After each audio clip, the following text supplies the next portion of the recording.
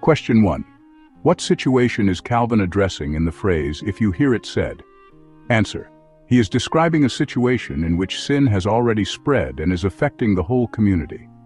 This is not an individual deviation, but a case where impiety and rebellion have permeated an entire city.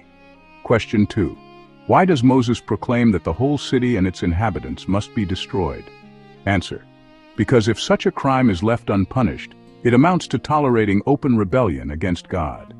Calvin points out that it is better to pay an extreme price to remove such blasphemy than to allow it to remain. Question 3. How does Calvin contrast ordinary political governance with God's command here? Answer. He notes that earthly rulers, even when facing rebellion, usually punish only the ringleaders. But here God commands that all be destroyed without exception, showing how utterly detestable and serious this sin is. Question 4. What common form of misguided compassion does this command expose? Answer. Calvin argues that preserving an individual or a city while disregarding the profanation of God's majesty is not true compassion, but indifference to God's holiness, and even a form of cruelty. Question 5. How does this commentary assess the value of true religion? Answer. Calvin clearly states that if true religion is not regarded as more precious than the survival of a city or a nation, then one's zeal for God's glory is in fact lukewarm. Question 6. Why does Calvin say it is better for the world to perish than for blasphemy to be tolerated? Answer. Because the sole purpose for which humans are created and live is that God may be glorified in them. If people use the benefits God has given them to blaspheme Him, then existence itself loses its rightful justification. Question 7.